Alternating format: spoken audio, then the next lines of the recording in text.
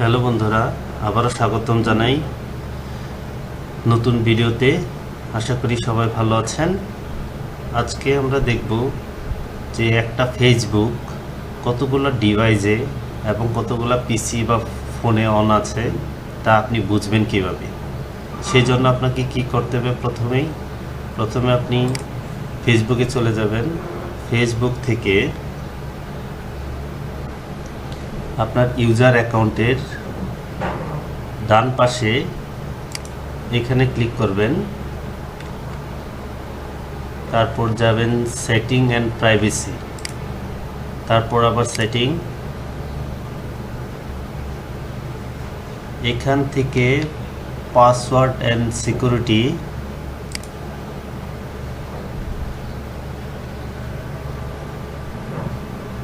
এখান থেকে যাবেন পাসওয়ার্ড অ্যান্ড সিকিউরিটি।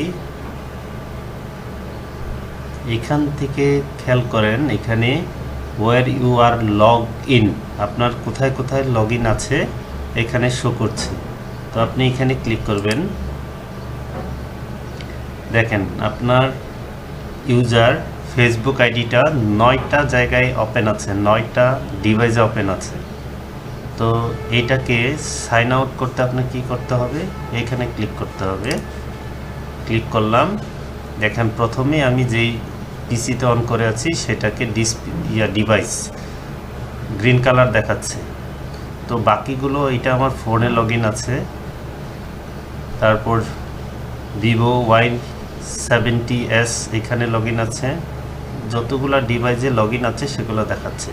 তো আপনি এগুলোকে সাইন আউট করবেন কীভাবে? সাইন আউট করার জন্য আপনাকে এখানে ক্লিক করতে হবে,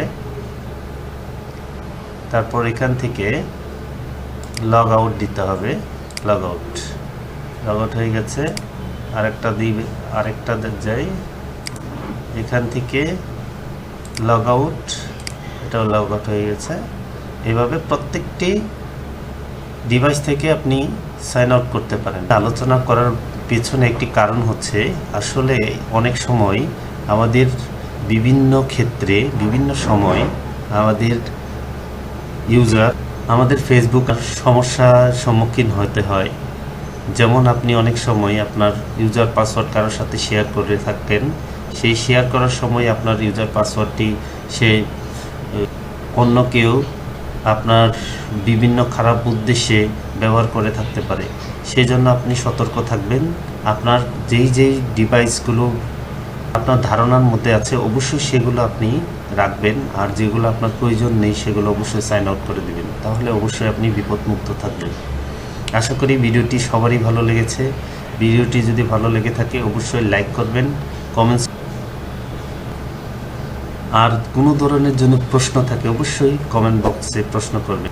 নতুন ভিডিওর জন্য অবশ্যই চ্যানেলটিকে সাবস্ক্রাইব করবেন এবং বেল বাটনটি অন করে রাখবেন। ধন্যবাদ প্রত্যেককে।